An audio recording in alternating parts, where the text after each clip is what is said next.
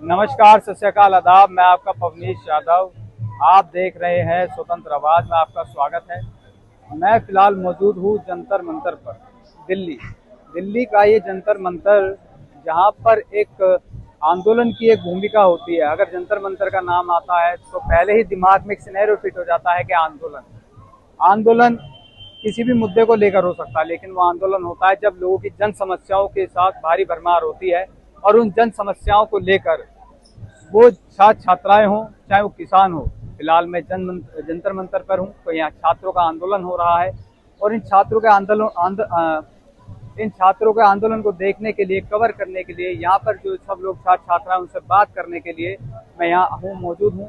तो आप ये देखिए कि आंदोलन ये क्यों हो रहा है, छात्र आंदोलन ये काफी समय बाद क्यों हो रहा है, इसका मुद्दा क्या रहेगा। ये इसका मुद्दा जो आजकल चल रहा है, ये नीट एग्जाम को लेकर चल रहा है। नीट एग्जाम जो पेपर जो लीक हुआ है, क्या पेपर लीक होना हमारे भारत में एक मामूली बात है? तो खैर मामूली बात, लेकिन अगर मामूली बात है तो क्या जो छात्र छात्राएं जो पढ़ रहे हैं, मेहनत कर रहे हैं, उनके भविष्य का जिम्मेदार कौन होगा? क्या वो चंद लोग जो पैसों की मदद से पेपर लीक करवा लेते हैं? क्या वो जो पेपर लीक करवा के अगर उस सीट पर बैठ भी जाएंगे तो क्या लगता है कि आपको, क्या वो देश अच्छे से चला पाएंगे? क्या वो राज्य अच्छे से चला पाएंगे? एडिट कल तक होगा, ठीक है? नहीं, क्योंकि जो मेहनत करके जाता है, मेहनत करने के साथ साथ इंसान के पास ज्ञान होता है। उस ज्ञान के भरमार को इकट्ठा कर उस ज्ञान के बल के साथ छात्र छात्रा जो वहाँ मौजूद अपने पद पर पहुँचता है, वो देश को चलाने में सक्षम होता है। तो जैसे मैं मौजूद हूँ और यहाँ पर ये नाम पूछते हैं, क्या नाम है आपका? कृतिका जी। तो जैसा आप देख रहे हैं, इनके पास ये बैनर है, इस पे लिखा हुआ है फेविकोल एड प्रधान चिपक गया रहे।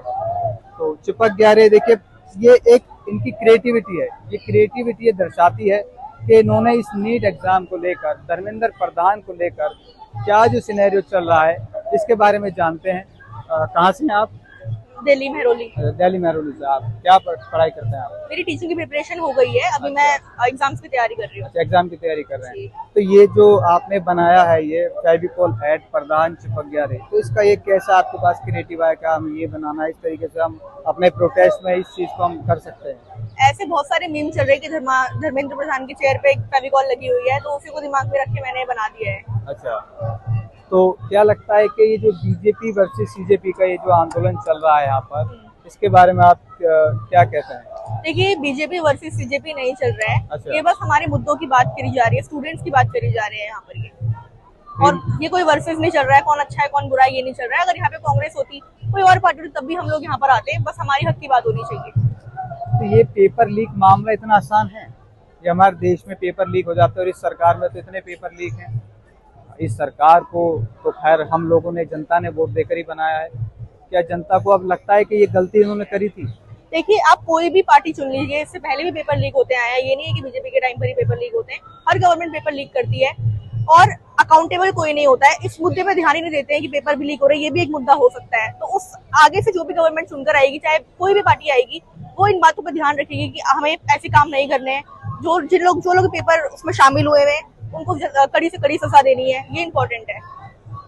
तो धर्मेंद्र प्रधान जी के जैसे इस्तीफे की मांग चल रही है, तो क्या लगता है कि अगर धर्मेंद्र प्रधान जी अगर इस्तीफा देंगे, उनकी जगह अगर कोई और आएगा, तो क्या ये समस्या का समाधान हो पाएगा? देखिए, समस्या का 100% समाधान तो नहीं हो पाएगा, पर एक बात यह है कि अगर